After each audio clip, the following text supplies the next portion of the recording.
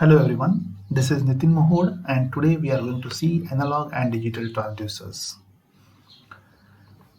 As you are seeing different signals on the screen, this will clearly indicate you that the difference between the analog signal, which is a continuous function of time, this is also an analog function, and the digital function, which has got the discrete states or discrete steps, which shows only two states, 1 and 0, or high and low.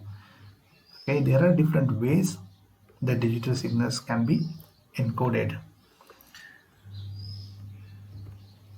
Whether output is continuous or in discrete steps, means whether output is analog or whether output is digital.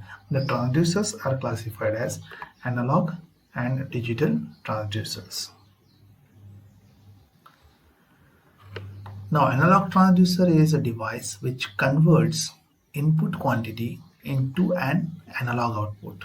Analog output is a continuous function of time.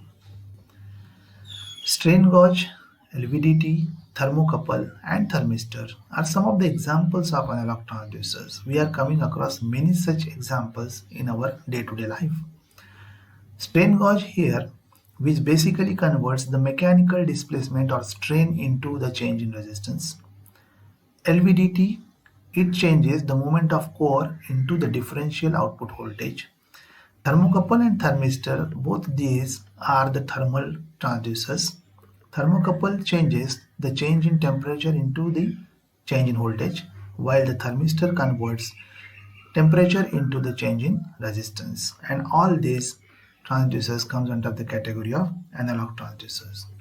While digital transducers converts input quantity into an electrical output in the form of pulses, which represents as 0 or 1.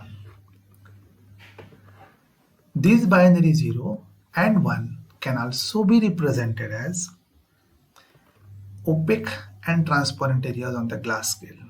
Suppose some binary data is represented in terms of the glass scale, or it is encoded in the form of glass scale. Then some opaque regions will be there. Opaque means non-transparent region will be there, and some transparent region or transparent areas will be there, and accordingly that data can be coded into glass scale. Similarly, non-conducting and conducting areas on the metal scale. In case of the metal scale, there will be some areas which will be non-conducting and which will be conducting, and accordingly the digital data can be saved or coded into this metal scale. On scanning this pattern, means glass pattern or metal scale pattern, corresponding binary numbers can be obtained, that is decoded, and these numbers will be in the form of zeros and ones. Glass scale can be read by light source or optical system, while the metal scale can be read by brushes making electrical contacts with individual packs. I hope the idea of analog and digital transducer is clear to you from the examples given and from the things explained to you through the slides. Thank you.